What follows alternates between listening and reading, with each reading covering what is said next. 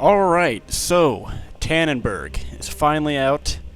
It's the successor, I guess, to Verdun. So that's why I wanted to make this video, just to compare the two and see what Tannenberg has done new and what's kind of been the same as Verdun. Now, I haven't played the game a whole lot, but I've played enough to recognize all the differences. So I wanted to start out here at just the main menu to show you that you can see that it's a very similar UI. Now, this is, of course, assuming that you have actually played Verdun and know all about Verdun. So, yeah, you can see the UI, and, you know, you got your basic account options, and quit game, set your graphics here and all that. Now, I've been playing with my all this stuff on high, not ultra, but high, and it's run pretty smooth. So it seems more optimized, and you know, some people have complained about that when I've been playing, but you know, for me, it's run pretty well. Right now, I'm getting 60 FPS, running everything on high, which is good. Now, if we go to find match here, you'll see it's pretty much the same again. You got rifle deathmatch, attrition, and they've basically renamed the new main game mode maneuver as opposed to frontline like it was in Verdun. And so let's go check that out. We'll just jump into a game. I'll press play now.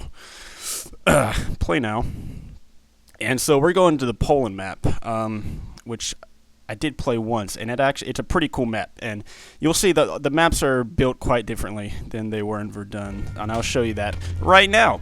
So this game actually might be over pretty soon, but I'll try to show you this before the game ends. So this is your the entire map right here, and this is where you also choose to spawn in. And so what you do, you click on a sector. You'll see the blue sectors are controlled by your team. Jesus Christ, that is a long spawn theme. I probably should have turned the volume down in the game first. Anyways, so you'll see here you can click a sector that your team controls to spawn in. The enemy team owns pretty much every sector at this point. So let's go ahead and click on the one sector we can spawn in. And you'll notice the maps are a lot more wide open than Verdun, and then what I mean by that is really you can move around a lot more. You're not confined to a trench like you were in he's on my team, like you were in Verdun. And you know, I don't know a whole lot about the historical fighting on the Eastern Front during World War I.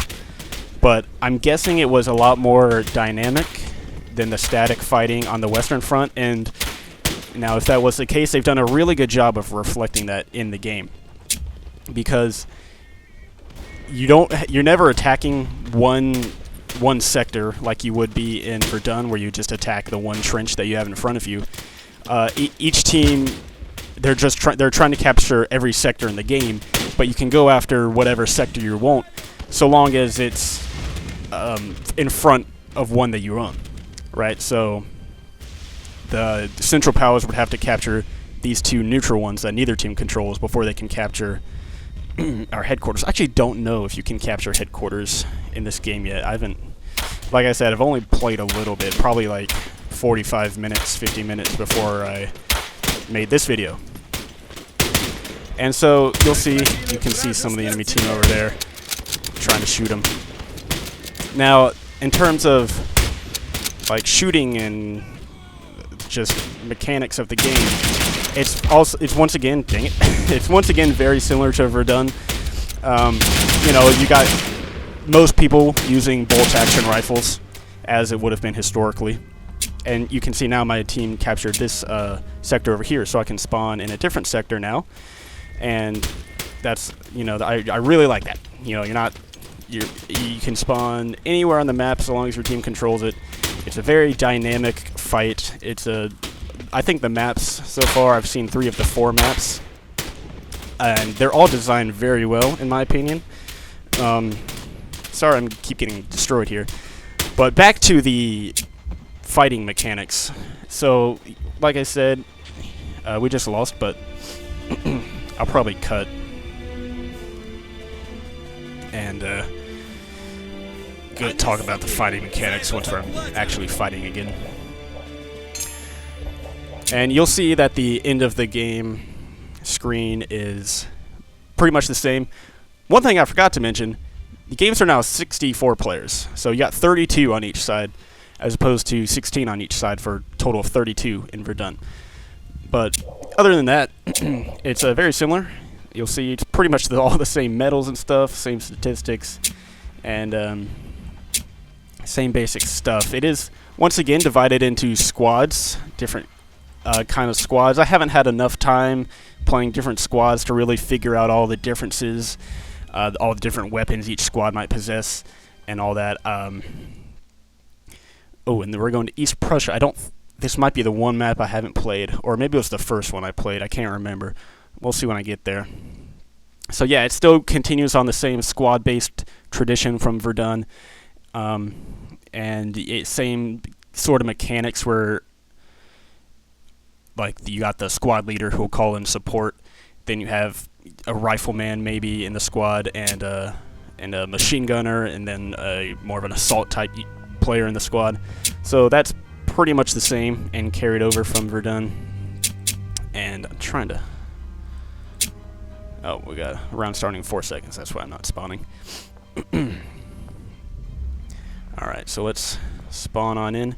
And I am on the Entente powers, so I'm definitely on a Russian squad. Now, the Central Powers does have Austrian, Hungarian, and German squads. So that's pretty cool that they included all the nations who fought on the Eastern Front. I'm not sure if there's Romanians in the game. I don't know yet. There might be, but I'm unsure. Anyways, back to the combat. And I'm just going to let you see some of the map too. It's a very nice map. You know, it's forested, heavily forested. And right now it's actually foggy weather conditions. You can get different weather conditions for each map. Like it could be sunny, rainy, foggy like it is now, which is also a very cool feature. So even though you're playing on the same maps, it's a different sort of condition each time. So just to keep things fresh. And I keep bringing up the combat and I keep going away from it. So I'm gonna try to stick to it this time. So we've got a fight breaking out over to our left. The Central Powers capturing that sector up there, so they're probably going to be up here somewhere. So this combat again is very similar to Verdun in terms of how it fights, how it plays. You're going to have your... it's going to be mostly one-hit kills like it was in Verdun. It used to always be like that until one of the more recent patches where sometimes the rifles will be two-hit kills. So expect to die quickly and often, but you'll also be able to get a lot of kills if you know what you're doing. And hopefully I can do that this game. I've done pretty well in the 3 matches I've played, except for the last one, because we're not gonna mention that though. There we go. Got my first kill of the video, at least. And so you can see that was a one-shot, one kill with my Mosin. So when I'm advancing forward, and they got this new suppression mechanics. Well, I don't know if you can see it well, but when you're being suppressed, your screen turns dark and all that. I mean, it did do that a little bit in Verdun, but it just it looks different. I think it definitely has more of an effect than it did in Verdun. So I would definitely consider the suppression to have been ramped up. And I did just get shot there. You'll see my screen turn red because I got shot with a bad grenade. Bad grenade. And hopefully I'm going to talk about something else when the map comes back up.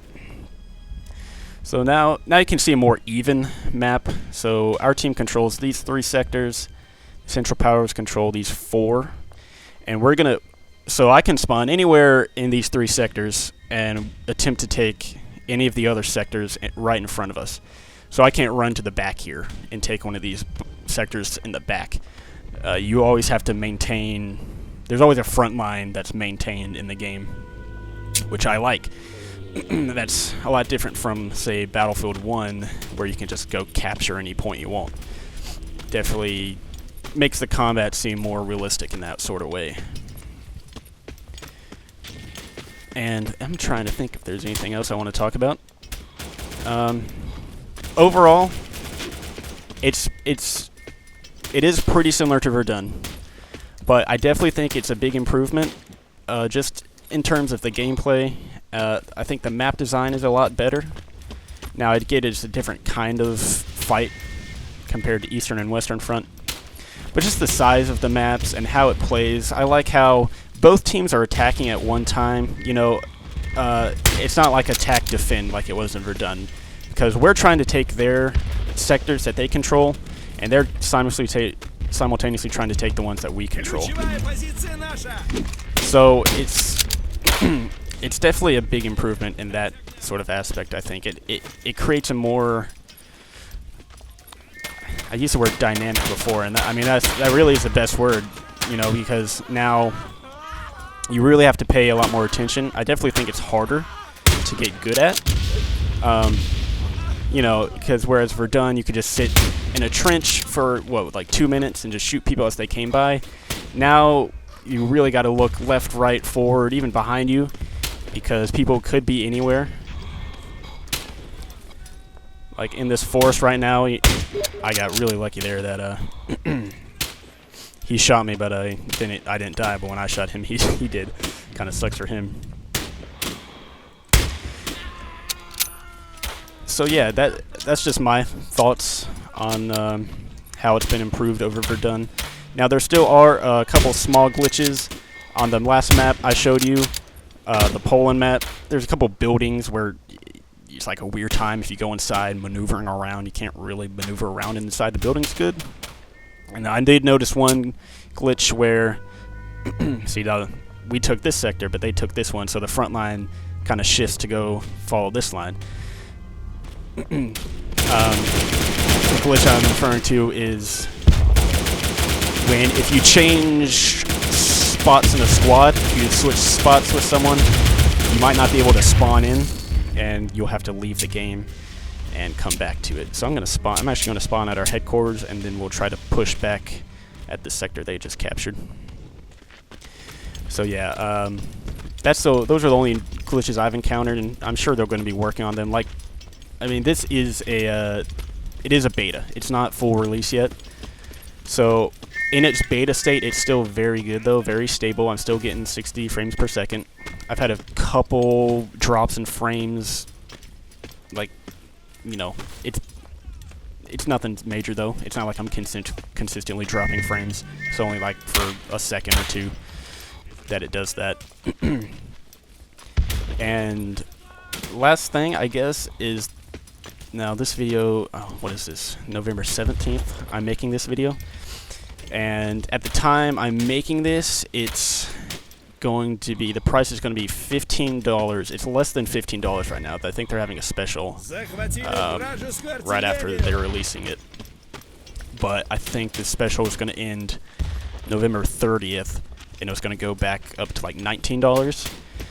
So it's a pretty good deal, to be honest, for what you're getting.